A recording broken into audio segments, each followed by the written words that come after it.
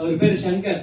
சங்கர், உங்க ஒய்ஃபுக்கு இதே கண்டிஷன்ல விட்டா 5 வருஷம் அவங்க லைஃப் இருக்க மாட்டாங்க. ஏன்னா எனக்கு தெரியுது இந்த ரிப்போர்ட்டை பார்க்கும்போது அப்படின்னு சொன்னேன். அவர் என்ன பண்ணணும்னு சொன்னாரு, தைரியமா அந்த மருந்து எடுத்துக்கணும், நீங்க கொஞ்சம் ஹெல்ப் பண்ணுங்கன்னாரு. நானும் ஹெல்ப் பண்ணி அவருக்கு மருந்து வாங்கி கொடுத்தேன். அந்த ரிசல்ட் தான் எனக்கு வந்து பயங்கர மிராக்கிளா இருக்கு.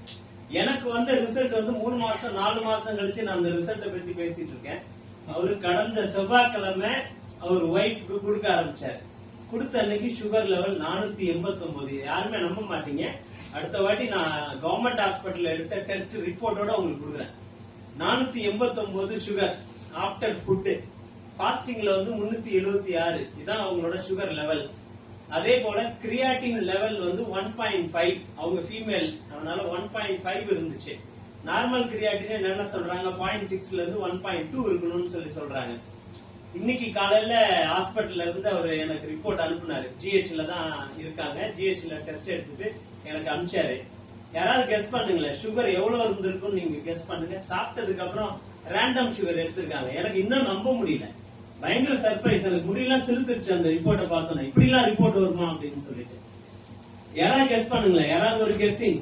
479 சொன்னேன். இவ்வளவுதான் இருக்குன்னு சொல்லி ஒரே ஒரு கெஸ்ஸிங் சொல்லுங்களேன். யாராவது ஒருத்தர். நம்பவே முடியலங்க. 71 ரிப்போர்ட் காமிச்சேன் நானு. சாரிட்ட காமிச்சேன். சார் இப்படி எல்லாம் ரிப்போர்ட் வந்திருக்கு அப்படின்னு சொல்லி சொன்னேன்.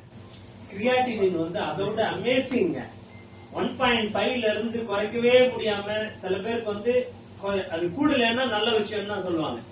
என்கிட்ட டாக்டர் பேசும்போது சொல்லுவாரு, டாக்டர் கிரியாட்டின் கொஞ்சம் கம்மியா இருக்கு, ஏறவே குறையிலையா அதுக்கப்புறம் அப்படின்னு சொன்னா அவர் சொல்லுவாரு, இல்ல உங்களுக்கு ஏறாம இருந்தாலே நல்லது அப்படிம்பாங்க. அவங்களுக்கு 1.5ல இருந்து 0.7க்கு வந்துருச்சு. இது வந்து எந்த மருந்துலயும் நடக்காது. நான் ஒரு 22 வருஷத்துக்கு பேஷண்ட், அதனால நான் அனுபவிச்சு சொல்றேன். என்ன நிறைய விஷயங்கள் இருக்கு, நிறைய பண்ண முடியும். ப்ரூஃபுக்கு வந்து நிறைய விஷயம் பண்ண முடியும். டைம் இருந்ததுன்னா பண்ணுவேன். நிறைய டைம் ஆயிடுச்சு.